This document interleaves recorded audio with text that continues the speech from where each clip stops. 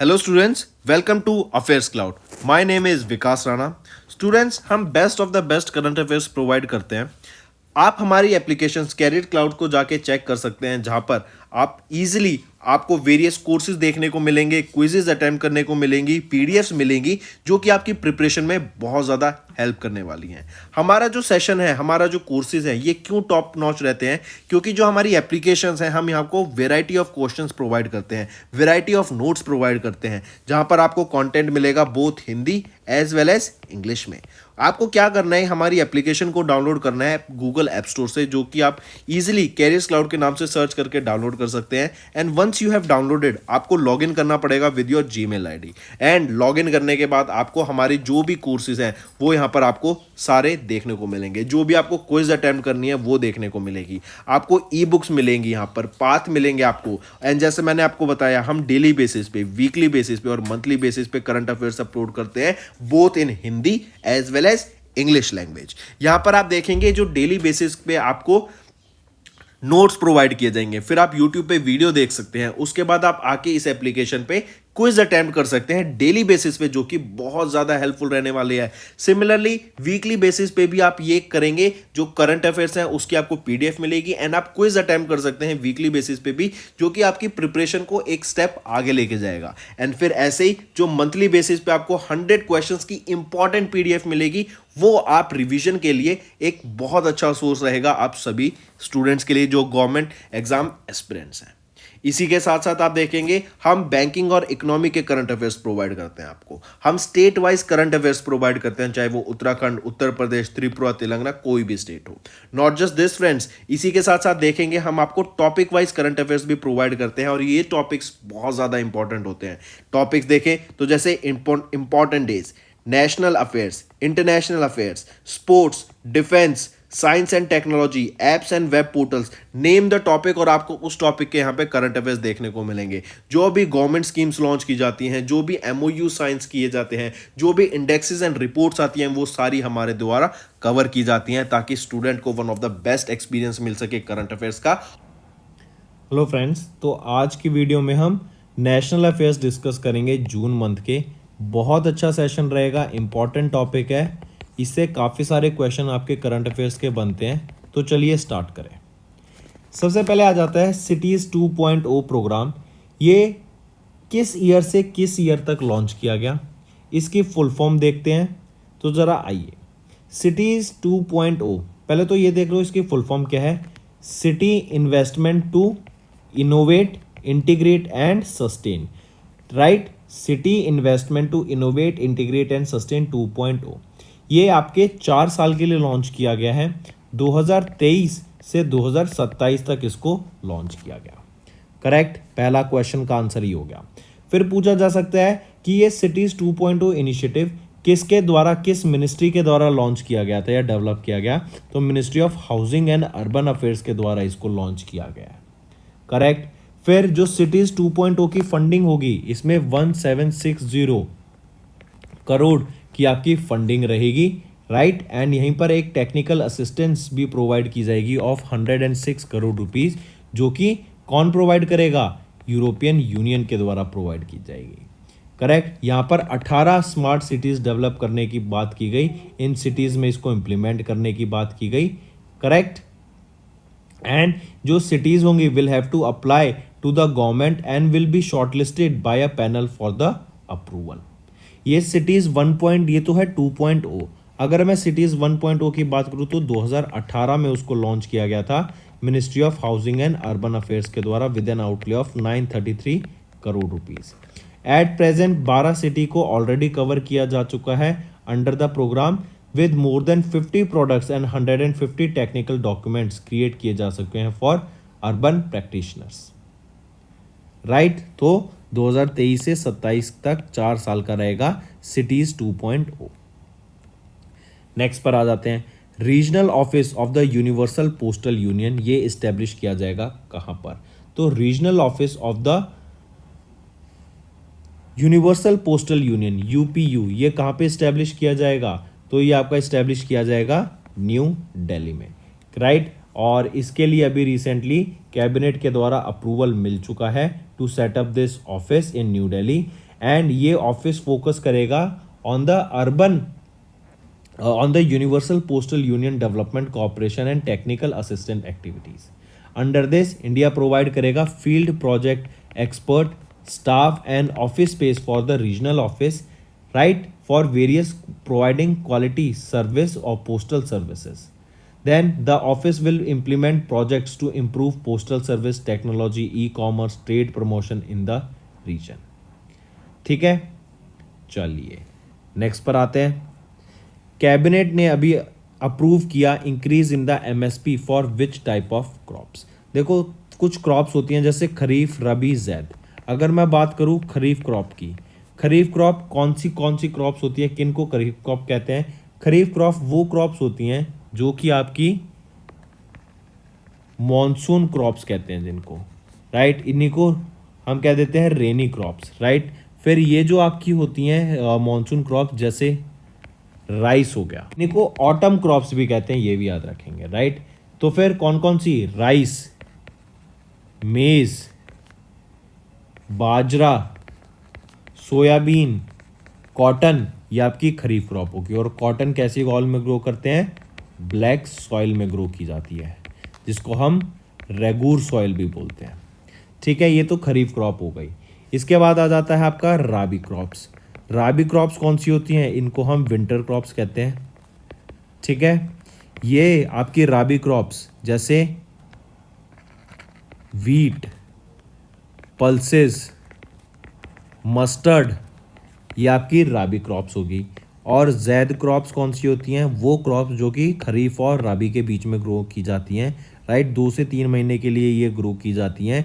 और ये आपकी हो जाएगी जैसे watermelon, musk melon, cucumber, strawberries, ये आपकी जैद क्रॉप्स आ गई. तो अभी रिसेंटली कैबिनेट ने अप्रूव किया मिनिमम सपोर्ट प्राइस बढ़ाने का of which type of crops, वो रहेंगी खरीफ क्रॉप्स का. यहाँ पे एमएसपी बढ़ाने की बात की गई है, राइट. चलिए नेक्स्ट पर आते हैं. नेक्स्ट आ जाता है लेवेंडर फेस्टिवल.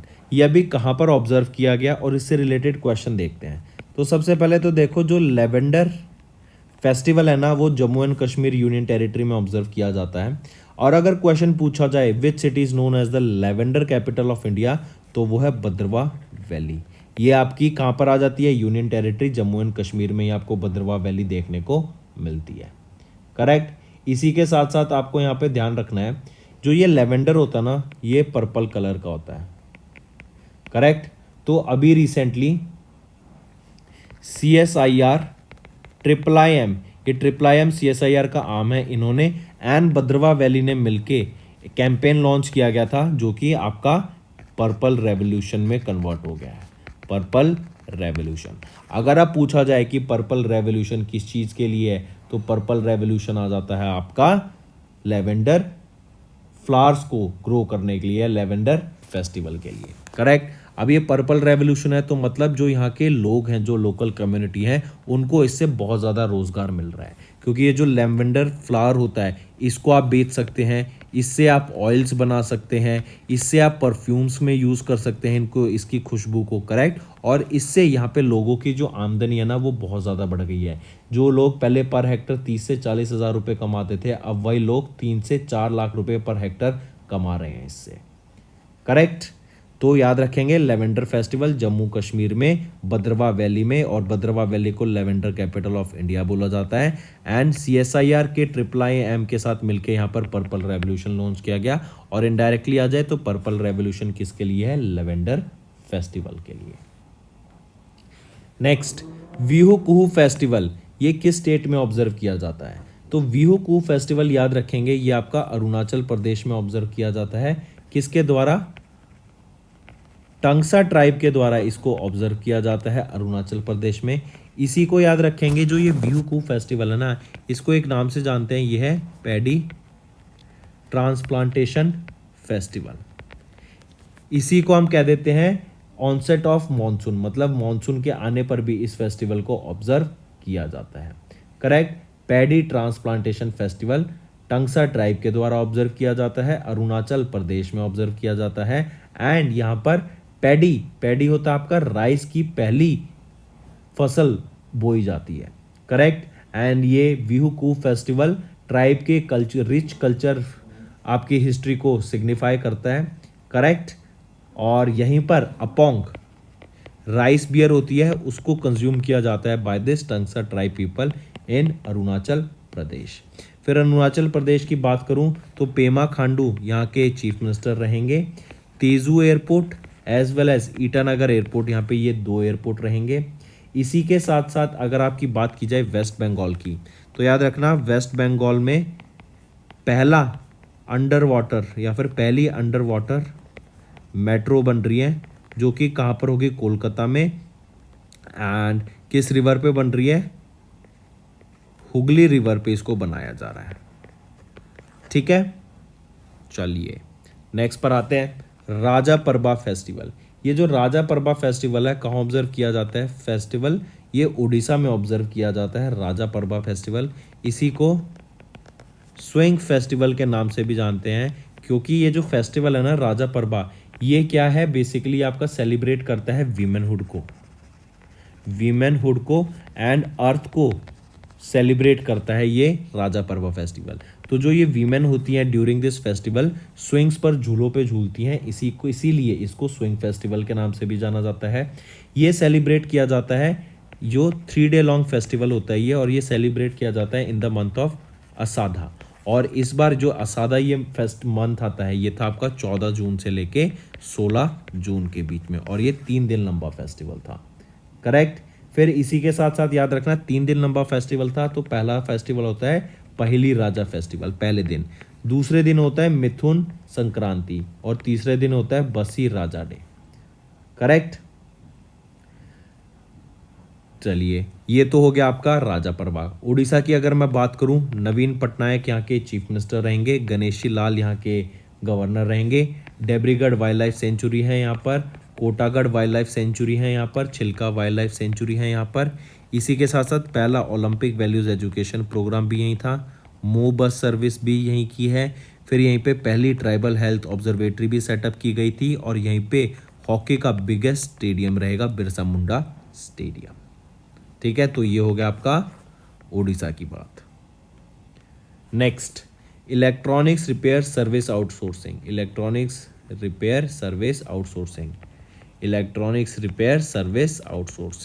ये एक पायलट प्रोजेक्ट था जो कि कहाँ पे लॉन्च किया गया था, याद रखना ये 3 महीने का एक पायलट प्रोजेक्ट था, कि जो भी हमारा इलेक्ट्रॉनिक वेस्ट है ना, उसको हम कैसे वेस्ट टू वेल्थ बनाएं, उसको कैसे हम उसमें से जो इम्पोर्टेंट हमारे यूज़फुल मटेरियल है उसको कैसे छाट के हम उसको और ज़्यादा यूज़फुल या फिर उसको रॉ मटेरियल की तरह यूज़ कर सकें।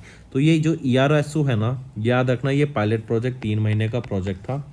कहाँ पर लॉन्च किया गया था, कर्नाटका, बेंगलोर कर्नाटका में इसको लॉन्च किया गया था, correct. ERSO electronics repair service outsourcing, right. इससे क्या है, बेसिकली याद रखेंगे पायलट प्रोजेक्ट था, तो इसको 5 कंपनियों के साथ मिलके कोलकाता, वेस्ट बंगाल, कर्नाटका, बेंगलोर में लॉन्च किया गया। कंपनी है Flex, Lenovo, CTDI, R Logic and अफॉर सर्फ, राइट। ये वो 5 कंपनी है जिनके साथ ये ट्रायल बेसिस पे लॉन्च किया गया था, और 3 महीने के लिए लॉन्च किया गया था। इस ERSO स्कीम के साथ इंडिया का जो एम है ना, वो क्या है कि हमारी जो ये इलेक्ट्रॉनिक्स का जो गार्बेज है ना इंडस्ट्री, रिपेयर सर्विस मार्केट, ये $100 बिलियन की है, करेक्ट। और इंडिया का एम है कि हम $20 बिलियन टारगेट को अचीव करना चाहते हैं आने वाले 5 साल में। एज ऑफ नाउ करंटली अगर हम देखें तो इंडिया की ये जो मार्केट है रिपेयर मार्केट, सिर्फ $350 मिलियन के करीब है। और यही आपका लाइफस्टाइल, जो कि हमारा lifestyle for environment life mission life है, उसको भी ये इनकॉर्पोरेट करता है। तो हमारा आ जाता है electronics repair service outsourcing pilot project 3 महीने के लिए कर्नाटका वेस्ट बंगाल में। एंड कहाँ पर था ये pilot project, Karnataka West Bengal में, और 5 कंपनीज के साथ था। और हमारा टारगेट है आने वाले 5 सालों में $20 मिलियन इसको अचीव करना। Next, institution deemed to be universities regulations for UGC 2023 अभी अनवेल की गई, किसके द्वारा? तो ये UGC की नई गाइडलाइंस आई हैं 2023 की, धर्मेंद्र प्रधान जो कि हमारे एजुकेशन मिनिस्टर हैं उनके द्वारा ये लॉन्च की गई हैं। यहाँ पर जो ये नया याद रखेंगे, एक तो ये NEP 2020 को फॉलो करेगा, न्यू एजुकेशन पॉलिसी 2020 को। और यहाँ पे जो ये NEP नई रेगुलेशंस लॉन्च किए गए ना, ये are based on the principle light but tight framework. यहाँ पर क्वालिटी एजुकेशन की बात की जाएगी, क्वालिटी पे ज़्यादा फोकस करना है। रिसर्च एंड डेवलपमेंट की बात की जाएगी, बेटर टीचर्स प्रोवाइड करने हैं स्टूडेंट्स को, एंड एक हाई क्वालिटी यूनिवर्सिटीज़ बनाने की बात की गई with various objectives and transparent manner. अब यहीं पर देखते हैं कुछ और यहाँ पे स्टेप लिए गए कि जो प्राइवेट इंस्टीट्यूशंस है ना, उसमें या फिर हम जो यूनिवर्सिटीज़ हैं वहाँ पे जो फैकल्टी की स्ट्रेंथ है उसको 100 से बढ़ा के 150 करने की बात की गई। जो कॉर्पस फंड होता है उसको 10 करोड़ से बढ़ा के फॉर प्राइवेट इंस्टीट्यूशन 25 करोड़ कर दिया गया है, राइट। एंड जो यूनिवर्सिटीज़ है वहाँ पर अगर हम देखें NAAC जो कि है national assessment and accreditation council, A grade, and NIRF जो कि है नेशनल इंस्टीट्यूशनल रैंकिंग फ्रेमवर्क, इनको भी यहाँ पे चेक रखेंगे ये इन वेरियस इंस्टीट्यूशंस पे, वेरियस यूनिवर्सिटीज़ पे कि क्या ये अच्छे से परफॉर्म कर रहे हैं या नहीं कर रहे, और फिर उनकी ग्रेडिंग की जाएगी ऑन दैट बेसिस, करेक्ट। तो ये नए UGC की गाइडलाइंस, नया फ्रेमवर्क 2023 का लॉन्च किया गया by Dharmendra Pradhan ji. Next, ministry of women child and development, इन्होंने रिसेंटली पार्टनर किया किस ऑर्गेनाइजेशन के साथ, ताकि अमृत जनरेशन कैंपेन को लॉन्च किया जा सके to empower youth. Amrit generation campaign, right. ये अमृत जनरेशन कैंपेन अभी लॉन्च किया गया ताकि जो विमेन है, जो यूथ है आज का, उनको एम्पावर किया जा सके, एंड इसी के साथ साथ उनको यहाँ पर बताया जा सके कि उनके लिए क्या ठीक है, वो उनको अलग अलग स्किल्स प्रोवाइड की जा सके, क्योंकि आजकल आप देखेंगे यूट्यूब की मदद से आप कोई भी स्किल ले सकते हैं, वो भी फ्री ऑफ कॉस्ट, राइट। अलग अलग वेबसाइट्स आ गई हैं जहाँ पर आप अलग अलग स्किल्स, अलग अलग कोर्सेज को सीख सकते हैं ताकि आपकी जॉब्स में बेटर हो सके आप, राइट। तो यह भी कैंपेन याद रखेंगे, ministry of women child and development along with Meta के द्वारा इसको लॉन्च किया गया था। मेटा क्या है आपका, फेसबुक का नया नाम है, करेक्ट। और इस कैंपेन को अगर पूछा जाए कि किस व्यक्ति के द्वारा, किस यूनियन मिनिस्टर के द्वारा लॉन्च किया गया, तो minister of women child and development Smriti Irani के द्वारा इसको लॉन्च किया गया था 7 जून को, राइट। फिर इसी में याद रखेंगे ये जो कैंपेन है ना, ये इनवाइट करता है यूथ को कि वो आके यहाँ पर रील्स बनाएं on Insta and Facebook, right. और यहाँ पर हैशटैग डालें अमृत जनरेशन, अमृत जनरेशन, ठीक है। यहाँ पे 50 शॉर्ट लिस्टेड एंट्रीज को यहाँ पे सेलेक्ट किया जाएगा और उनसे इंटरेक्ट किया जाएगा, कराया जाएगा विद सीनियर पॉलिसी मेकर्स। उनको मेटा के गुड़गांव ऑफिस में भी ले जाया जाएगा। अगर मैं फेसबुक की बात करूँ, इंस्टाग्राम भी इन्हीं का है, फेसबुक तो है ही है, फिर व्हाट्सएप भी इन्हीं का है, और इन्हीं के द्वारा अभी थ्रेड्स लॉन्च कर दिया गया है। ये क्या है, ये राइवल है टू ट्विटर, करेक्ट। और याद रखेंगे थ्रेड्स में एक यूनिक चीज़ है, ये आप इंस्टाग्राम के थ्रू लॉगिन कर सकते हैं यहाँ पे, लेकिन अगर आपको यहाँ पे डिलीट करना है थ्रेड्स, तो आप वो डिलीट कर पाएंगे ओनली जब आपका इंस्टाग्राम भी डिलीट हो जाएगा, तभी आपका थ्रेड डिलीट होगा। ऐसा नहीं है कि आपका इंस्टाग्राम रहेगा थ्रेड डिलीट हो जाए। अगर आपने गलती से थ्रेड डिलीट कर दिया तो आपका इंस्टाग्राम भी प्रोफाइल डिलीट हो जाएगी, करेक्ट। चलिए नेक्स्ट पे आते हैं। Which 2 ministries jointly launched mission on advanced and high impact research to leverage the emerging technologies in power sector. तो ये आ जाता है आपका ministry of power and ministry of new and renewable energy, right. इन दोनों के द्वारा यहाँ पे एक मिशन लॉन्च किया गया और ये मिशन का नाम है महिर मिशन, MAHIR। महिर की full form mission on advance and high impact research. जैसा नाम सजेस्ट कर रहा है, यहाँ पे रिसर्च एंड डेवलपमेंट की बात की गई है इन पावर सेक्टर, क्योंकि हम जानते हैं आजकल हम जो मेन फोकस है हमारा वो क्या है, non renewable sources of energy से रिन्यूएबल सोर्सेज ऑफ एनर्जी पे शिफ्ट करना। जैसे हमारे जो डीजल हैं, पेट्रोल हैं, इनसे शिफ्ट कर देना हमारा कहाँ पर, सोलर एनर्जी, विंड एनर्जी पे, करेक्ट। इसके अलावा हमारे ग्रीन हाइड्रोजन आ जाता है, फिर हमारा एथेनॉल आ जाता है। तो ये क्या है, ये प्योर ग्रीन ये वो फॉर्म ऑफ एनर्जी हैं जो कि रिन्यूएबल भी हैं एंड यहाँ पर कहीं ना कहीं हम इनसे पॉल्यूशन क्रिएट नहीं करेंगे।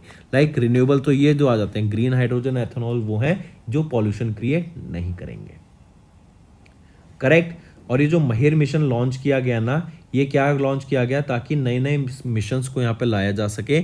जो आने वाली इंडस्ट्रीज हैं वो हमारे रिन्यूएबल सोर्सेज ऑफ एनर्जी को फोकस करें एंड जो हमारा मेन एम रहेगा वो क्या है कि हम जो एनर्जी जो हमारी रिसर्च एंड डेवलपमेंट होनी चाहिए at developing various energy emerging technology जो होंगी पावर सेक्टर में, उस पर रिसर्च एंड डेवलपमेंट करने की यहाँ पे बात की गई।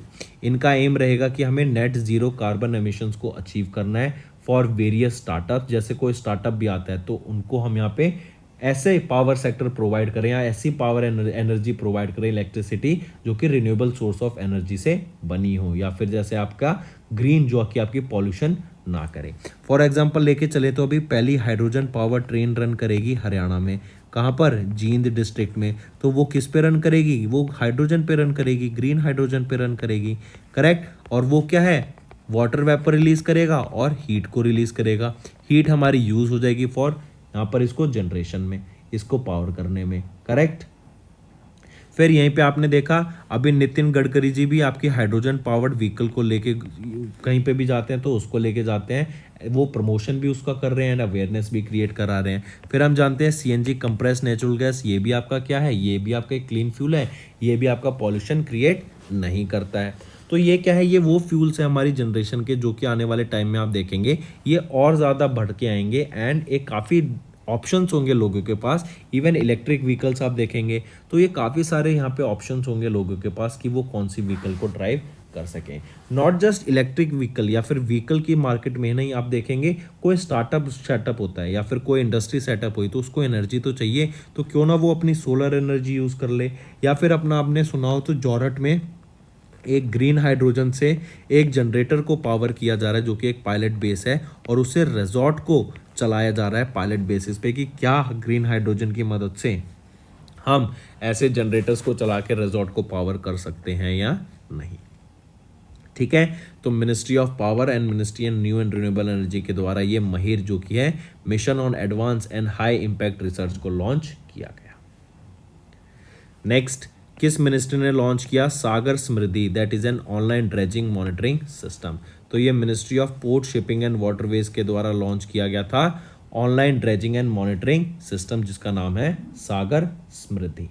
ठीक है। सागर समृद्धि वेस्ट टू वेल्थ के अंडर आता है। वेस्ट टू वेल्थ क्या था हमारा कि हमारा जो कूड़ा कबाड़ा है हम उसको वापस से रिसाइकल करके उसको किसी ना किसी रॉ फॉर्मेट में यूज़ कर सकें ताकि ज़ीरो डिफेक्ट ज़ीरो इफेक्ट हो सके। मतलब हमारा जो भी प्रोडक्ट हो, जो भी हमारा सामान हो वो वेस्ट ना जा सके, उसको कहीं ना कहीं यूज़ किया जा सके। राइट। तो ये सरबंदना सोनोवाल हमारे union minister of port shipping and waterways के द्वारा लॉन्च किया गया था सागर समृद्धि, जो कि एक ऑनलाइन ड्रेजिंग मॉनिटरिंग सिस्टम है जो कि ministry of port shipping and waterways के इनिशिएटिव वेस्ट टू वेल्थ के अंडर आता है।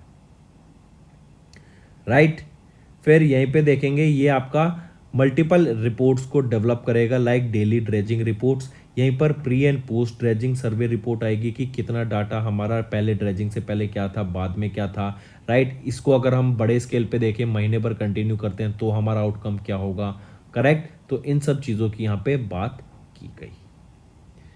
राइट। अगर वेस्ट टू वेल्थ की बात करूँ तो ये 9 साइंटिफिक प्रिंसिपल्स पे बेस्ड है of prime minister's scientific technology and innovate advisory council पर। एंड इनका एम रहेगा to develop and identify technology जो कि वेस्ट को ट्रीट कर सके एंड उससे एनर्जी जनरेट कर सके, रिसाइकल्ड मटेरियल जनरेट कर सके एंड वैल्यूएबल रिसोर्सेज को वहाँ से वेस्ट से जनरेट किया जा सके। राइट।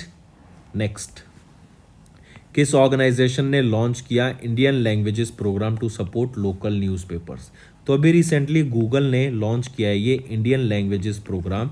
ये क्या है कि जो लोकल न्यूज़ पब्लिशर्स है ना उनको यहाँ पर मार्केटिंग करने के लिए, उनको प्रमोट करने के लिए, उनको कैसे ज़्यादा से ज़्यादा रीडर्स तक अप्रोच किया जा सके, उनके डिजिटल ऑपरेशन गेम को और ज़्यादा स्ट्रॉन्ग करने के लिए यहाँ पर गूगल ने लॉन्च किया है इंडियन लैंग्वेजेस प्रोग्राम। और ये इंडियन लैंग्वेजेस प्रोग्राम गूगल के गूगल न्यूज़ जो एक इनिशिएटिव है उसके अंडर यहाँ पर इसको लॉन्च किया गया है।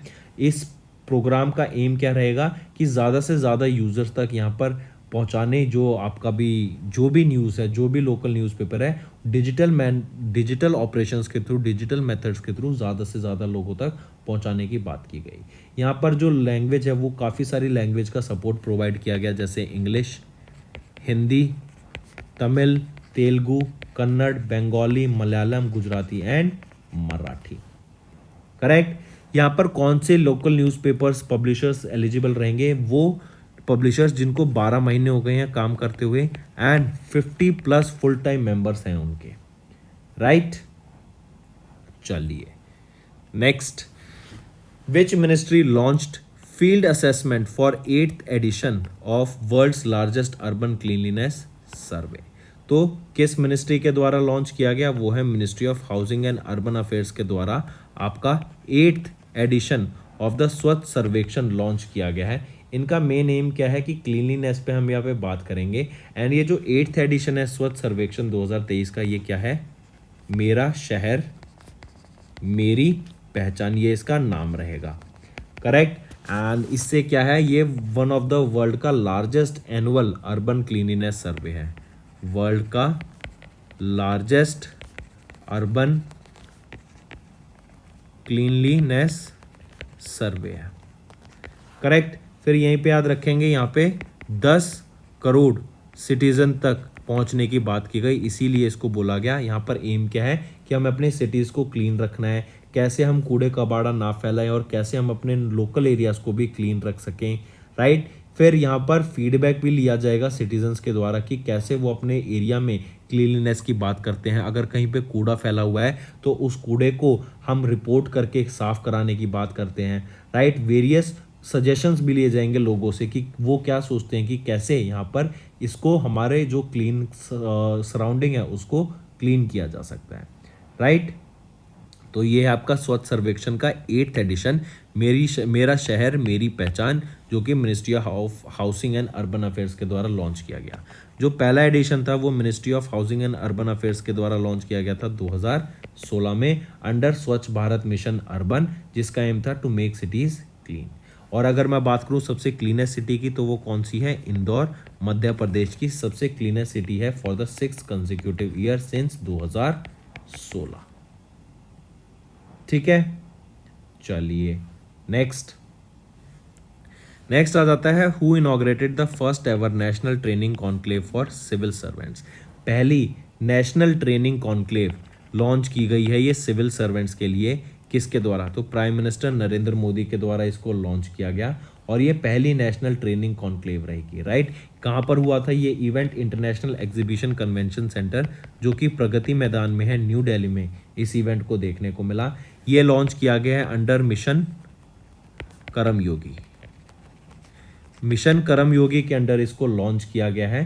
करेक्ट। एंड यहाँ पर एम क्या रहेगा कि जो हमारे सिविल सर्वेंट्स हैं, चाहे वो स्टेट से हों, चाहे वो किसी सेंटर से आए हों या फिर कोई आपके ज़िला से आए हों, उन सबको यहाँ पर ट्रेनिंग प्रोवाइड कराने की बात की गई अंडर दिस कर्मयोगी प्लेटफॉर्म, जो कि है इंटीग्रेटेड गवर्नमेंट ऑनलाइन ट्रेनिंग कर्मयोगी प्लेटफॉर्म। यहाँ पे वेरियस आपके प्लेइंग फील्ड सेटअप की गई हैं ताकि जो भी लोग यहाँ पे सिविल सर्वेंट्स आते हैं उनके माइंडसेट को टेस्ट किया जा सके, उसको ट्रेन किया जा सके, अलग अलग चीज़ों के बारे में, अलग अलग सेक्टर्स के बारे में, अलग अलग फील्ड्स के बारे में उनको एक्सपीरियंस प्रोवाइड किया जा सके विद दिस ट्रेनिंग। अभी तक अगर हम देखें तो 1500 से भी ज़्यादा ऐसे रिप्रेजेंटेटिव्स हैं आपके जो यहाँ पर आके ट्रेनिंग ले चुके हैं। करेक्ट। तो पहला national training conclave civil servants के लिए प्राइम मिनिस्टर नरेंद्र मोदी के द्वारा इनॉग्रेट किया गया। कहाँ पर हुआ था? इंटरनेशनल एग्जीबिशन से convention centre, Pragati Maidan, new Delhi में। राइट। और मिशन कर्मयोगी के अंडर ये आपका हुआ था। नेक्स्ट आ जाते हैं, where is the national training centre for facile located? तो national training centre for facile कहाँ पर लोकेटेड है? तो ये गाजियाबाद उत्तर प्रदेश में आपका लोकेटेड रहेगा। करेक्ट। ये सेंटर ऑफ एक्सीलेंस है जहाँ पर आपके फूड से रिलेटेड जो भी आ जाते हैं, चाहे वो फूड के ऑपरेटर्स हों, बिजनेस ऑपरेटर्स हों, आपके एम्प्लॉयज़ हों, चाहे वो फूड सेफ्टी ऑफिसर्स हों या डेजिग्नेटिव ऑफिसर्स हों, उनको यहाँ पर ट्रेनिंग प्रोवाइड कराने की बात की गई कि फूड बिजनेस कैसे रन होता है, वहाँ पर साफ़ सफाई का ध्यान रखा गया कि कैसे आपकी किचन्स के हाइजीन्स होने चाहिए, जहाँ पर लोग खाना खाते हैं वहाँ पर क्या क्या चीज़ों का ध्यान रखना चाहिए। तो उन सब के बारे में यहाँ पर एक ट्रेनिंग सेंटर खोला गया है जो कि state of the art national training centre रहेगा, फसाई के द्वारा खोला गया है गाजियाबाद उत्तर प्रदेश में। Correct, as mandated by the food safety and standards act of 2016। यहाँ पर अलग अलग लोगों को यहाँ पे जो फूड बिजनेस से एसोसिएटेड है उनको ट्रेनिंग प्रोवाइड कराने की बात की गई। एंड फ्यूचर रेडी यहाँ पर एक वर्कफोर्स सेटअप करने की बात की गई। फिर इसी से याद रखेंगे डॉक्टर मनसुख मांडविया के द्वारा 2 बुक्स यहाँ पे लॉन्च की गई हैं। एक तो है मिलेट्स जो है श्री अन्ना, राइट, ये आपकी रेसिपीज की बुक है, a healthy menu for mess canteens and healthy gut. और दूसरी बुक आ जाती है आपकी हेल्दी यू, राइट, ये आपकी ट्रेडिशनल रेसिपीज की बुक है विद पोटेंशियल प्रोबायोटिक बेनिफिट्स। अगर मैं फसाई की बात करूँ, food safety and standard authority of India, यहाँ पे चीफ एग्जीक्यूटिव ऑफिसर कौन रहेंगे? जी कमला वर्धाना राव। कब इस्टेब्लिश किया गया था? 5 सितंबर को इसको इस्टेब्लिश किया गया था 2008 में, और हेडक्वार्टर रहेगा न्यू दिल्ली में। करेक्ट। तो where is the national training centre for FSSAI? तो गाजियाबाद यूपी में। नेक्स्ट आ जाता है which is the first agriculture special economic zone project and power transformers project. तो ये प्रोजेक्ट रहेगा गजपति टू गैबॉन। गैबॉन आपको याद रखना है, ये एक सेंट्रल अफ्रीका में एक कंट्री है, राइट। ये कहाँ का पार्ट है? सेंट्रल अफ्रीका का। करेक्ट। तो अभी धर्मेंद्र प्रधान जी के द्वारा इनॉग्रेट किया गया प्रोजेक्ट गजपति टू गैबॉन, और गैबॉन इंडिया का पहला SEZ जो कि है स्पेशल इकोनॉमिक जोन प्रोजेक्ट रहेगा। करेक्ट, काफ़ी इंपॉर्टेंट, इसको मार्क करके चलेंगे। फिर यहीं पर आपको याद रखना है जो ये special economic zone project setup किया जा रहा है गैबॉन में, ये जॉइंट वेंचर रहेगा बिटवीन वेरियस ऑर्गेनाइजेशन। और इसके बारे में आपको ऐसे देखना है, ओडिशा की एक यूनिवर्सिटी है जो कि है आपकी centurion university of Technology and management, इसको नॉलेज एंड टेक्नोलॉजी पार्टनर यहाँ पे रखा गया है। एंड यहीं पर अगर मैं बात करूँ अफ्रीका के GOM ग्रुप, इसको यहाँ पर इम्प्लीमेंटिंग पार्टनर के तौर पर रखा गया है, राइट। तो ये जॉइंट वेंचर रहेगा किसका? Between the government of Gabon along with, अगर पूछा जाए टेक्नोलॉजी एंड नॉलेज पार्टनर, तो वो रहेगा Centurion University of Technology and Management Orissa की। एंड यहाँ पे इम्प्लीमेंटिंग पार्टनर पूछा गया तो अफ्रीका का GOM ग्रुप रहेगा। करेक्ट। फिर इसी के साथ साथ याद रखेंगे इंडिया ने यहाँ पर कुछ $12.3 बिलियन का लोन एक्सटेंड किया टू अफ्रीका, एंड $700 मिलियन का अलग से लोन प्रोवाइड किया गया for assistance in various development projects. Correct. तो पहला स्पेशल इकोनॉमिक जोन प्रोजेक्ट कहाँ पे रहेगा? गैबॉन में रहेगा, और इसके लिए गवर्नमेंट ऑफ गैबॉन ने ओडिशा की सेंटूरियन यूनिवर्सिटी एंड अफ्रीका के GOM ग्रुप के साथ एक MOU साइन किया, या फिर वेरियस यहाँ पे साइन किए गए प्रोजेक्ट्स। करेक्ट। नेक्स्ट, UPPRERAK, ये नेम है सेंटर ऑफ एक्सीलेंस का जो सेटअप किया गया किस ऑर्गेनाइजेशन के द्वारा? तो ये रहेगा उन्नत तकनीकी प्रदर्शन केंद्र, राइट। इसी को हम कह सकते हैं AITDC जो कि है advance industrial technology demonstration centre. Correct. तो ये उन्नत तकनीकी प्रदर्शन केंद्र कहाँ पे सेटअप किया गया था? नेशनल पावर ट्रेनिंग इंस्टीट्यूट में, जो कि बदरपुर में है, न्यू दिल्ली में। वहाँ पर इस सेंटर ऑफ एक्सीलेंस को सेटअप किया गया, और इसको सेटअप किया गया किसके द्वारा? ब्यूरो ऑफ एनर्जी एफिशिएंसी जो कि मिनिस्ट्री ऑफ पावर के अंडर आ जाता है, इनके द्वारा इसको सेटअप किया गया था। यहाँ पर मेन एम क्या है कि जो हमारा इंडस्ट्री है क्लीन एंड एफिशिएंट एनर्जी को यहाँ पे अपनाने की बात की गई, और इंडिया को ग्लोबल एनर्जी ट्रांजिशन इम्पैक्ट से एक डेवलप्ड नेशन बनाने की बात की गई बाय 2047। और यहीं पर एम रहेगा कि इंडिया मोर रिन्यूएबल एनर्जी को यूज़ करे as compare to that of non renewable energy, ऐसे सोर्सेज ऑफ एनर्जी को, ऐसे फ्यूल्स को यूज़ करे जो कि आपके इन्वायरमेंट को पॉल्यूट ना करें। करेक्ट। ऑल्सो यहाँ पर इसी के साथ साथ याद रखेंगे 10,000 ऐसे इंडिविजुअल्स को, एनर्जी प्रोफेशनल्स को ट्रेन किया जाएगा इन द नेक्स्ट 5 ईयर्स, ताकि वो पोटेंशियल सेक्टर्स को यहाँ पर संभाल सके, एंड साइंटिस्ट को भी ट्रेन किया जाएगा इसी के अंदर, ताकि उनको रिसर्च एंड डेवलपमेंट वो कर सकें आगे इन दिस पर्टिकुलर सेक्टर। ठीक है, चलिए नेक्स्ट पर आते हैं। फिर ये हो गया आपका बीईई के द्वारा ये आपका सेंटर ऑफ एक्सीलेंस सेटअप किया गया था। नेक्स्ट, एशिया का पहला demonstration of the performance based navigation for helicopters Gagan satellite technology को टेस्ट किया गया किस कंट्री के द्वारा? तो पहली एशियन कंट्री रहेगी जिन्होंने गगन सैटेलाइट टेक्नोलॉजी को टेस्ट किया, वो है हमारी इंडिया। करेक्ट। गगन की बात करें तो गगन की फुल फॉर्म हो जाती है जीपीएस एडेड जियो augmented navigation satellite technology. Right, तो ये आपका गगन हो गया है। ये अलाउ करता है high quality of air traffic management, air traffic management को सपोर्ट करता है। और अभी गवर्नमेंट के द्वारा यहाँ पे मैंडेटरी कर दिया गया है कि दिसंबर 2025 तक जो भी आपका एयरक्राफ्ट होगा, रजिस्टर्ड एयरक्राफ्ट होगा, वो गगन टेक्नोलॉजी को यूज़ करेगा।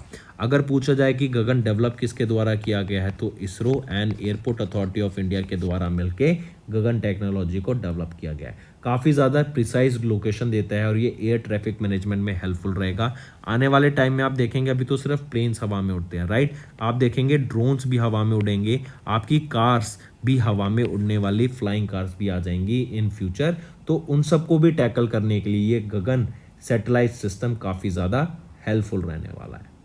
करेक्ट। तो ये एक हाई क्वालिटी का एयर ट्रैफिक मैनेजमेंट सिस्टम है, ISRO and airport authority of India के द्वारा डेवलप किया गया है। गगन की फुल फॉर्म रहेगी जीपीएस एडेड जियो ऑग्मेंटेड नेविगेशन सिस्टम। करेक्ट। और दिसंबर 2025 तक सबको इसको इनकॉर्पोरेट करने की, सभी रजिस्टर्ड एयरक्राफ्ट को यूज़ करने की बात की गई। एंड यहीं पे याद रखेंगे इंडिगो वो पहली एयरलाइन बन गई थी जिन्होंने अप्रैल 2022 में गगन टेक्नोलॉजी को यूज़ किया for the first time. Next, India का पहला hydrogen power train they will be running in which state? अभी हमने देखा तो जींद डिस्ट्रिक्ट में, हरियाणा में आपकी पहली हाइड्रोजन पावर ट्रेन रन करेंगी। और इसी रेलवे स्टेशन के पास में आप देखेंगे हाइड्रोजन मेकिंग प्लांट भी सेटअप किया जा रहा है। वर्ल्ड का one of the first hydrogen making plant भी यहाँ पे सेटअप किया जा रहा है, क्योंकि जो बाय प्रोडक्ट्स होते हैं ना हाइड्रोजन के, जैसे मैंने बताया water vapour and a little bit of heat is release. ये आपके डीजल इंजन और पेट्रोल इंजन से तो बहुत बेटर है, क्योंकि ये फिर पॉल्यूशन क्रिएट नहीं करते हैं, कोई कार्बन इससे एटमॉस्फेयर में रिलीज नहीं किया जाता है। नेक्स्ट, नेम द सॉन्ग जो कि अभी पेन डाउन किया गया प्राइम मिनिस्टर नरेंद्र मोदी के द्वारा along with the Grammy winner. तो याद रखेंगे, हम जानते हैं कि मिलेट्स के बारे में प्रमोशन बहुत ज़्यादा हो रहा है। 2023 को international year of the millets घोषित कर दिया गया था। मिलेट्स एक काफ़ी फाइब्रस क्रॉप है। मिलेट्स में आप देखेंगे काफ़ी न्यूट्रिएंट्स हैं। ये काफ़ी हार्ड कंडीशंस में भी, या फिर हार्डी क्रॉप कह सकते हैं, काफ़ी हार्ड कंडीशंस में भी इसको ग्रो किया जा सकता है।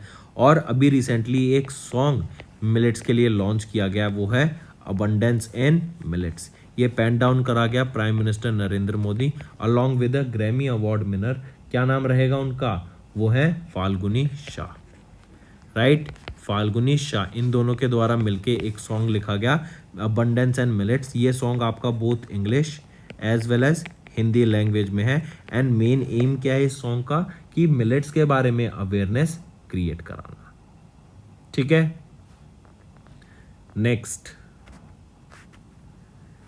नेक्स्ट आ जाते हैं, कितनी वंदे भारत ट्रेन को अभी फ्लैग ऑफ किया गया था from Bhopal Madhya Pradesh? So a total of 5 Vande Bharat train were flagged off from Bhopal Madhya Pradesh. और यहाँ से जो आपकी मध्य प्रदेश से जो 5 फ्लैग ऑफ की गई, इनकी कनेक्टिविटी काफ़ी ज़्यादा हो जाएगी मध्य प्रदेश में, गोवा में, फिर झारखंड में, बिहार में, कर्नाटका में, महाराष्ट्र में। यहाँ पर आप देखेंगे इन वंदे भारत ट्रेन से काफ़ी ज़्यादा कनेक्टिविटी हो जाएगी।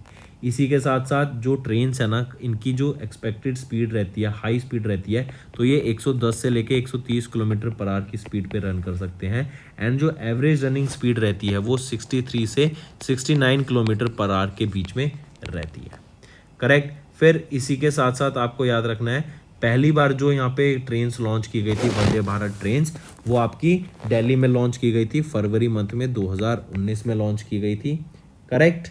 और इसमें आपकी कवच टेक्नोलॉजी को भी इनकॉर्पोरेट किया गया।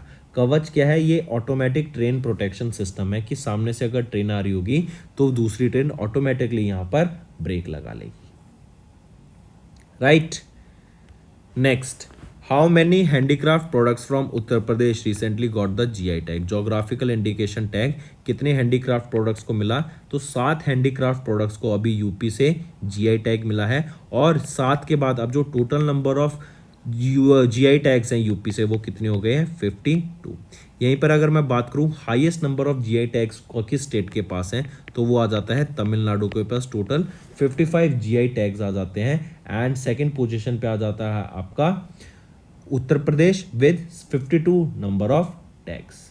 ठीक, फिर अगर यहाँ पे हैंडीक्राफ्ट प्रोडक्ट्स देखें, जैसे आपका अमोरा ढोलक, Kalpi handmade paper, Baghpat home furnishing, Barabanki handloom product, Mahoba Gaura पत्थर हस्तल शिल्प, मणिपुरी ताक्षी, देन संभल हॉर्न क्राफ्ट, ये सारे आपके जीआई प्रोडक्ट्स रहने वाले हैं। यूपी की बात करें तो चीफ मिनिस्टर कौन है? योगी आदित्यनाथ। आनंदीबेन पटेल गवर्नर हैं। पर्वती आगरा बर्ड सेंचुरी, लख बहुशी बर्ड सेंचुरी यहाँ पर रहेंगे, right. Moving on, which states airport receive the aerodrome licence by DGCA? Aerodrome licence अभी किस एयरपोर्ट को मिला है? तो वो रहेगा उत्तराखंड का एयरपोर्ट जिसका नाम है नैनी सैनी एयरपोर्ट। ठीक है, ये नैनी सैनी एयरपोर्ट है उत्तराखंड का, जिसको अभी डीजीसीए के द्वारा एरोडोम लाइसेंस से सम्मानित किया गया। ये जो आपका लाइसेंस है ये कितने महीने के लिए वैलिड रहेगा? 6 मंथ्स के लिए वैलिड रहेगा, एंड इसको हैंडओवर कर दिया गया है to Uttarakhand civil aviation development authority by DGCA. Naini Saini airport की बात करें तो ये 1994 में इस्टेब्लिश करा गया था, राइट। एंड ये जो एयरपोर्ट है ये सिर्फ 50 किलोमीटर दूर है फ्रॉम चाइना बॉर्डर, करेक्ट। तो नैनी सैनी एयरपोर्ट को अभी एरोडोम लाइसेंस से सम्मानित करा गया, और ये उत्तराखंड का एयरपोर्ट रहेगा। मूविंग ऑन, नेक्स्ट है India will be taking 5 development projects in the border areas with which state? तो अभी इंडिया बांग्लादेश के साथ मिलके 5 स्टेट्स में 5 डेवलपमेंट प्रोजेक्ट्स को कैरी आउट कर रही है, और ये जो 5 स्टेट्स रहेंगी इसके बारे में अगर हम देखें तो वो कौन सी 5 स्टेट रहेंगी? वो हैं आपकी Assam, Mizoram, West Bengal, Meghalaya and Tripura. And ये जो प्रोजेक्ट्स हैं 5 प्रोजेक्ट्स, ये आपके बेली ब्रिज के लिए रोड्स रिपेयर किए जाएंगे, आपकी जो रिटेनिंग वॉल्स हैं उनको स्ट्रेंथन किया जाएगा। तो इंडिया बांग्लादेश बॉर्डर पे बीएसएफ के द्वारा ये किया जाएगा, और इंडिया से तो हो गई बीएसएफ एंड बांग्लादेश की बॉर्डर गार्ड बांग्लादेश, इन दोनों के द्वारा मिलकर यहाँ पे 5 डेवलपमेंट प्रोजेक्ट्स को कैरी किया जाएगा in the bordering states of Assam, Meghalaya, Manipur, west Bengal and Tripura. Next आ जाते हैं ICAI सेंट्रल काउंसिल, इन्होंने अप्रूवल दिया for the renewal of MRAs with CPAs of which country? देखो ICAI क्या है, सबसे पहले तो ये देख लो। ICAI क्या है? Institute of chartered accountants of India, ये लार्जेस्ट प्रोफेशनल अकाउंटिंग बॉडी है इंडिया की।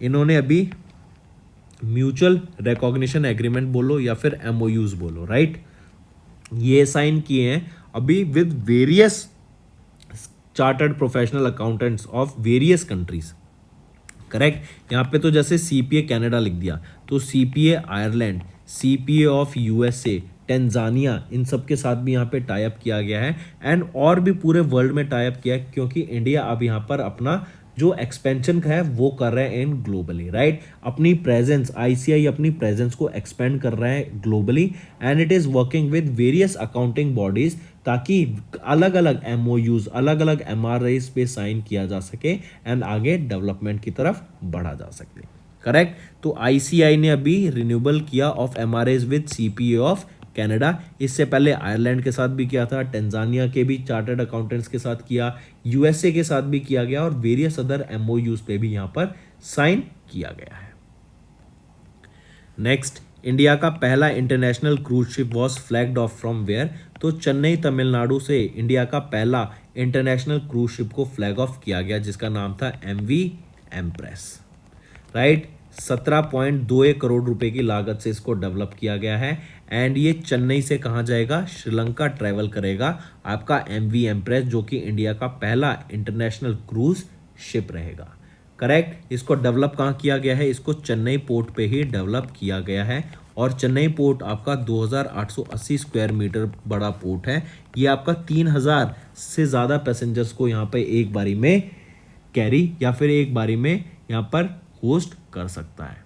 करेक्ट। तो याद रखेंगे MV एम्प्रेस इंडिया का पहला इंटरनेशनल क्रूज शिप है। चेन्नई से श्रीलंका जाएगा, चेन्नई तमिलनाडु में फ्लैग ऑफ किया गया और चेन्नई पोर्ट पर इसको डेवलप करा गया था। ठीक है। Next, which state top the wind energy adoption. तो विंड एनर्जी अडॉप्शन में टॉप किस स्टेट ने किया, वो है राजस्थान ने।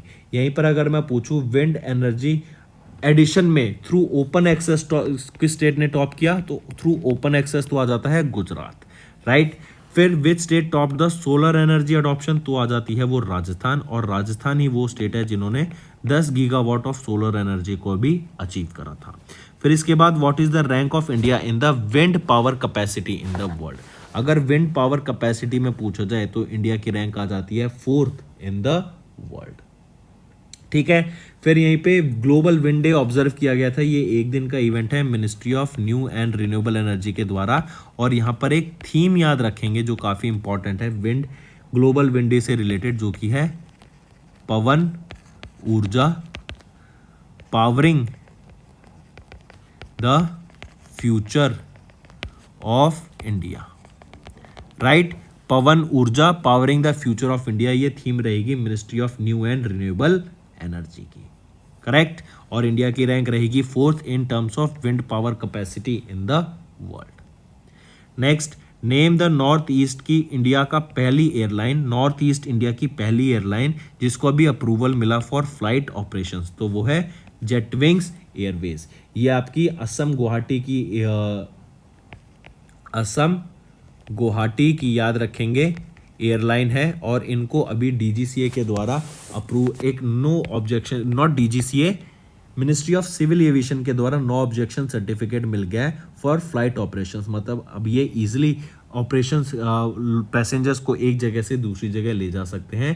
एंड इसको लॉन्च किया गया, इसको जो अप्रूवल मिला है ना अंडर उड़ान स्कीम के मिला है। बिकॉज उड़ान क्या है, उड़े देश का आम नागरिक। और हमारे याद हो तो उड़ान स्कीम 2016 अक्टूबर में लॉन्च की गई थी। इसका एम क्या था कि हमारे देश के जो आम नागरिक हैं उनको ईजिली ट्रैवल करने का मौका मिल सके as an affordable rate, right. जो प्राइस होंगी टिकट्स के वो अफोर्डेबल हो सके। एंड इसी के लिए ये उड़ान स्कीम को यहाँ पर लॉन्च किया गया था। और उसी के अंडर यहाँ पर जेटविंग्स एयरवेज को, जो कि गुवाहाटी असम की एयरलाइन है, या फिर हम बोले नॉर्थ ईस्ट इंडिया की पहली एयरलाइन है जिनको अप्रूवल मिला है फॉर फ्लाइट ऑपरेशंस।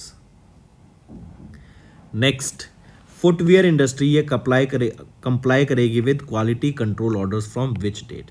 तो याद रखना 1 जुलाई से हमारी फुटवियर इंडस्ट्री जो भी क्वालिटी कंट्रोल ऑर्डर्स हैं उनको कंप्लाई करेगी। जो भी MSME सेक्टर्स हैं इस फील्ड से, इस सेक्टर से जो रिलेटेड हैं, फुटवियर इंडस्ट्री से जो रिलेटेड हैं, उन सबको यहाँ पर ये क्वालिटी कंट्रोल मेंटेन करना पड़ेगा। जो भी रॉ मटेरियल वो लेंगे उसकी प्रॉपर क्वालिटी होनी चाहिए, जो फिनिश्ड प्रोडक्ट होगा उसकी प्रॉपर क्वालिटी होनी चाहिए, तभी वो आगे इस प्रोडक्ट को बेच पाएंगे। रीज़न क्या है इसका, बिकॉज जब हम एक्सपोर्ट करते हैं ना किसी चीज़ को और हम दूसरे देशों में, नेशंस में इनको भेजेंगे, तो वहाँ पर क्वालिटी स्टैंडर्ड का बहुत ज़्यादा ध्यान रखना पड़ता है। हम इंडिया में तो देख लेते हैं कि अरे सेकंड हैंड कॉपी है, थर्ड हैंड कॉपी है, चल जाएगा, काम चल जाएगा, राइट। इसमें चलो छोटा सा डिफेक्ट है, काम चला लेंगे। लेकिन बाहर के देशों में ऐसा नहीं होता है, बाहर बहुत ज़्यादा क्वालिटी पे ध्यान दिया जाता है। एंड इसीलिए अगर क्वालिटी अच्छी होगी तभी इंडिया के प्रोडक्ट्स हम बाहर एक्सपोर्ट कर पाएंगे, करेक्ट। और इसी को ध्यान में रखते हुए जो प्रोडक्शन क्वालिटी है फुटवेयर्स की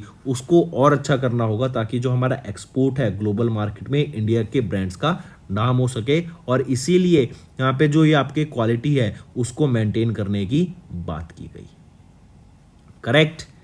नेक्स्ट है MEITY, इन्होंने ज्वाइन हैंड किया with various IITs to promote research and development in which sector. तो यहाँ पे नैनो इलेक्ट्रॉनिक्स सेक्टर में यहाँ पे रिसर्च एंड डेवलपमेंट को बढ़ाने की बात की गई ministry of electronics information and technology के द्वारा। एंड यहीं पर याद रखेंगे अगर पूछा जाए तो INUP I2I, इसकी फुल फॉर्म पूछा जाए तो वो क्या होगा, Indian nano electronics user programme idea to innovate. ये एक फ्लैगशिप प्रोग्राम है जो कि MEITY के द्वारा ही सेटअप किया गया था। इसके अंडर काफ़ी सारे सेंटर ऑफ एक्सीलेंस सेटअप किए गए हैं at various IITs and IISc Bangalore. IIMs में भी जैसे IIT की बात करें तो IIT Bombay, IIT Delhi, IIT Madras, IIT Kharagpur, IIT Guwahati, इन सब पर सेंटर ऑफ एक्सीलेंस सेटअप किए गए हैं ताकि नैनो इलेक्ट्रॉनिक्स पे वर्क किया जा सके। 1 मीटर आपका 10⁹ नैनोमीटर होता है, ये भी ध्यान रखेंगे। करेक्ट। तो अभी यहीं पर याद रखेंगे, nano research skill facility at IIT के द्वारा 8th user awareness workshop carry out कराई गई on fabrication and categorisation facility for nano technology. मतलब बेसिकली एक वर्कशॉप थी जहाँ पे नैनो इलेक्ट्रॉनिक्स के ऊपर काम किया गया। एंड छोटे छोटे आपके ये पीसीज होते हैं, जैसे हमने देखा 10⁻⁻9 तक ये आपका नैनो इलेक्ट्रॉनिक चला जाता है। तो आपका जो देखेंगे जो फाइनल प्रोडक्ट होगा वो कितना छोटा होगा। ये सेमीकंडक्टर इंडस्ट्री में, हेल्थ केयर में, एग्रीकल्चर में, आपके एनर्जी एंड एनवायरनमेंट में सारी जगह इसका यूज देखने को मिलता है। Correct. Next, name the programme that was announced to connect Indian STEM diaspora with Indian higher education institution. अब ये स्टेम क्या हो जाता है, सबसे पहले तो ये देख लें, science, technology, engineering, mathematics and medicine. तो जो भी व्यक्ति इंडिया में इन फील्ड से रिलेटेड काम कर रहे हैं उनको रिसर्च एंड डेवलपमेंट में बढ़ावा देने के लिए, उन फील्ड्स में बढ़ावा देने के लिए, एंड उस रिसर्च एंड डेवलपमेंट के साथ नॉट जस्ट हमारे इंडियन इंस्टीट्यूट्स में बल्कि जो बाहर के आपके फॉरेन यूनिवर्सिटीज़ हैं वो जो इन फील्ड्स में रिसर्च कर रही हैं, डेवलपमेंट कर रही हैं, उनके साथ यहाँ पे कोलैबोरेशन करने की बात की गई। करेक्ट। अंडर कौन सी फेलोशिप, अंडर वैभव फेलोशिप, राइट। तो इंडियन स्टेम डायस्पोरा को और जो इंडिया के हायर एजुकेशन इंस्टीट्यूशंस हैं उनको बाहर के हायर एजुकेशन इंस्टीट्यूशन के साथ प्रमोट करने के लिए in the stem, in research and development in the field of stem, ये वैभव फेलोशिप लॉन्च किया गया था, राइट। फिर याद रखेंगे प्राइम मिनिस्टर नरेंद्र मोदी ने एक समिट करी थी, वैभव समिट। करेक्ट। ये एक ग्लोबल वर्चुअल समिट थी और ये 2020 में हुई थी, याद रखना, ऑन 2 अक्टूबर, गांधी जयंती के दिन, राइट। चलिए नेक्स्ट पे आते हैं। नेक्स्ट है ministry of youth affairs and sports, इन्होंने इंक्रीज कर दिया boarding amount for athletes and officials by how much % on foreign tours. अभी तक देखो जब आपका फॉरेन टूर होता था ना, तो जो इंडियन एथलीट्स होते हैं, जो ऑफिशियल्स होते हैं, जो कोच होते हैं, उनके लिए एक फिक्स्ड अमाउंट फिक्स होता है पूरे दिन का कि आप एक दिन में इतना अमाउंट खर्चा कर सकते हैं और वो आपको सरकार देगी, राइट। तो अभी तक वो था $150 पर डे के हिसाब से, राइट। और ये 2015 में सेटअप किया गया था। लेकिन आप ये देखिए ना 2015 के बाद कितना इन्फ्लेशन आ गया है, कितनी महंगाई आ गई है, तो इसीलिए इस अमाउंट को कितने % से बढ़ा के $250 कर दिया गया है। तो याद रखेंगे 66% का यहाँ पर हमें इंक्रीज देखने को मिलेगा। एंड पहले $150 पर डे होता था ये अमाउंट, और अब बढ़कर कितना हो गया है, $250 पर डे हो गया है, राइट। तो इसको याद रखेंगे।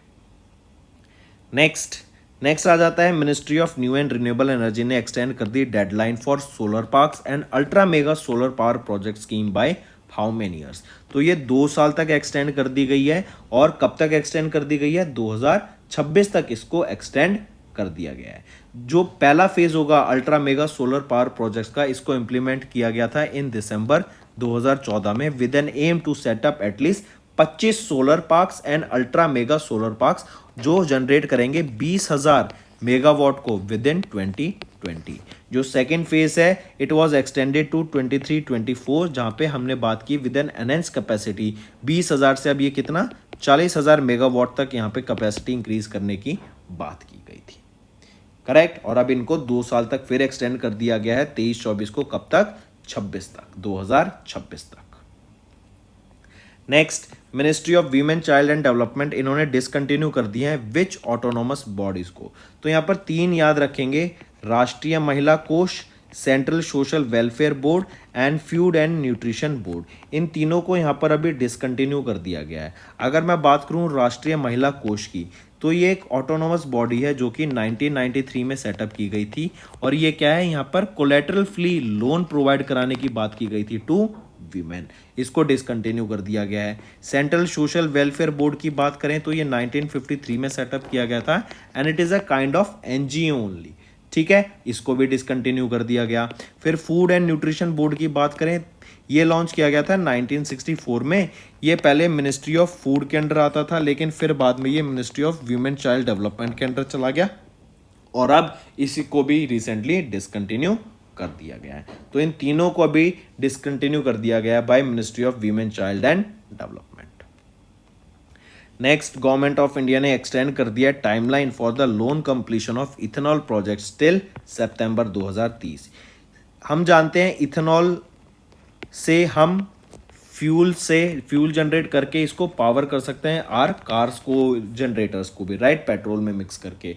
तो ये बनाया जाता है शुगर केन से, राइस से, कोकोनट से, आपका बैम्बू से, इन सब से ये बनाया जाता है, राइट। तो इसके लिए, इसकी प्रोडक्शन को बढ़ाने के लिए, ताकि ज़्यादा से ज़्यादा लोग इसको प्रोडक्ट बना सकें, तो जब कोई इंडस्ट्री सेटअप की जाती है ना, तो फैक्ट्री यहाँ पे लोन ले लेती है।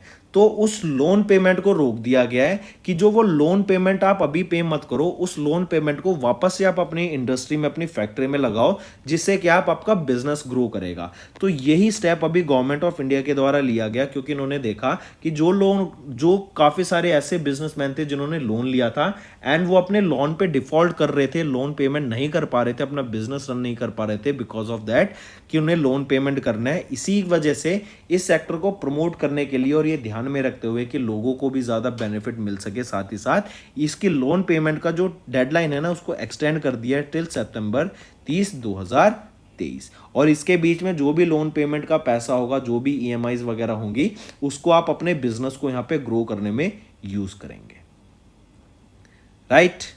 चलिए नेक्स्ट पे आ जाते हैं। अनुसंधान चिंतन शिविर, यह भी ऑर्गेनाइज कराया गया किस ऑर्गेनाइजेशन के द्वारा? तो यह अनुसंधान चिंतन शिविर डीआरडीओ के द्वारा ऑर्गेनाइज कराया गया था और इसका मेन एम क्या था? रिसर्च एंड डेवलपमेंट को प्रमोट करना with in industry and academy of defence. Defence sector में, अकेडमी में, यहाँ पे इंडस्ट्रीज में रिसर्च एंड डेवलपमेंट को प्रमोट करने के लिए ये अनुसंधान चिंतन शिविर को लॉन्च किया गया था, करेक्ट। इस शिविर के दौरान, जो कि ये दिल्ली में हुआ था, कौन थे चीफ गेस्ट? वो थे हमारे CDS, chief of defence staff, Anil Chauhan ji.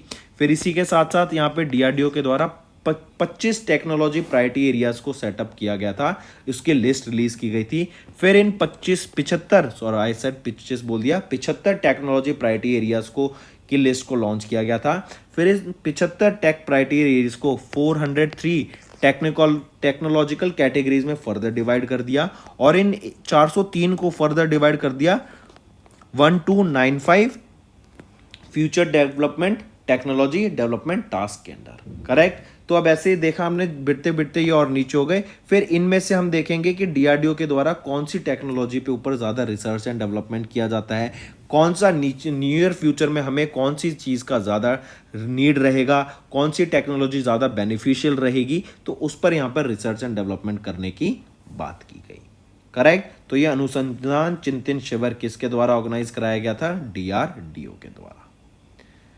Next है ARAI।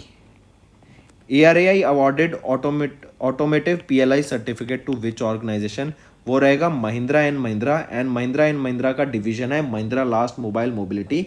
उनको यहाँ पे इस पहले फर्स्ट फर्म बनी जो कि जिन्होंने रिसीव किया ऑटोमेटिव PLI सर्टिफिकेट को, राइट। इनकी फर्म को या फिर इनके डिवीजन को, जो कि है LMM, जो कि है Mahindra last mile mobility, correct. अब ये क्या है? Automotive research association of India, ARAI, ये एक टेस्टिंग एजेंसी है जो कि मिनिस्ट्री ऑफ हैवी इंडस्ट्रीज के अंडर आती है एंड इनको awarded the eligibility certificate to LLM, जो कि है Mahindra last mobile mobility, for their electric 3 vehicle, ठीक है। इलेक्ट्रिक 3 व्हीलर के लिए उनको यहाँ पे PLI सर्टिफिकेट से भी सम्मानित करा गया।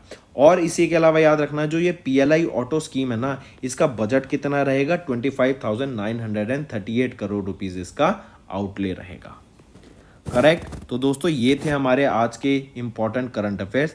ये वीडियो में हमने जून मंथ के नेशनल अफेयर्स डिस्कस करे हैं।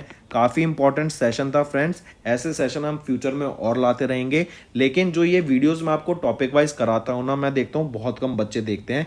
इसको ज़्यादा से ज़्यादा मैं चाहता हूँ बच्चे देखें एंड इनको लाइक करो, इन वीडियोस को लाइक करो, क्योंकि लाइक तो फिर कुछ आते ही नहीं, बच्चे देखते ही नहीं है। क्यों नहीं देखते? सिर्फ आप देख रहे हैं कि जो डेली करंट अफेयर्स हैं वहां पर सब बच्चे उनको देखते हैं, लेकिन ये भी तो देखिए, आपको टॉपिक वाइज भी तो कंटेंट समझ आएगा। आपकी कितनी अच्छी प्रिपरेशन होगी जिस तरीके से मैंने आपको समझाया, बहुत हेल्पफुल रहने वाला आप सभी के लिए। ठीक है, so that's all for the day. Thank you and have a nice day. Friends, ये हमारी वीडियो थी। आई होप आपको वीडियो पसंद आई होगी। इसी के साथ साथ फ्रेंड्स, आप हमारे यूट्यूब चैनल को सब्सक्राइब कर सकते हैं, आप टेलीग्राम चैनल पे जाके हमें फॉलो कर सकते हैं। एंड इसी के साथ साथ अगर आपको कोई भी प्रॉब्लम आ रही है या तो पेमेंट में या हमारे कोर्सेज के साथ, तो आप हमें कांटेक्ट कर सकते हैं एट द नंबर 7677333862, या फिर आप हमारी मेल आईडी पे हमें मेल कर सकते हैं and I will make sure कि आपकी जो प्रॉब्लम है उसको जल्दी से जल्दी सॉल्व किया जाए। इसी के साथ साथ आप हमारे इंस्टाग्राम हैंडल affairscloud_official को फॉलो कर सकते हैं। कोड और याद रखना, वो है विकास10।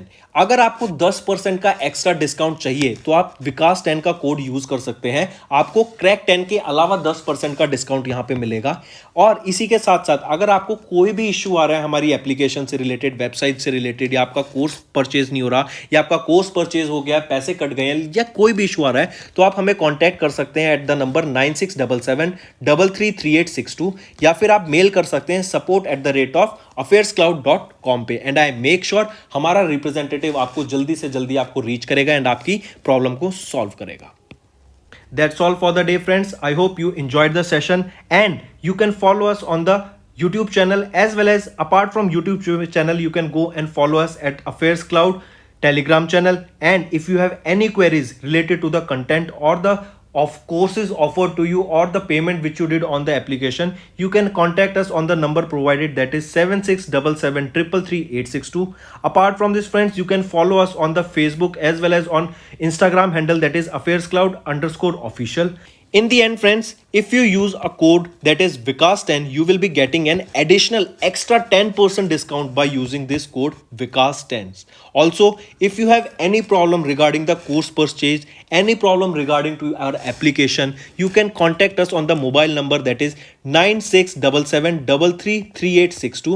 And if you want to mail us, you can also mail us on support@affairscloud.com, and I assure you that our representative from us will be contacting you soon and resolving your issue.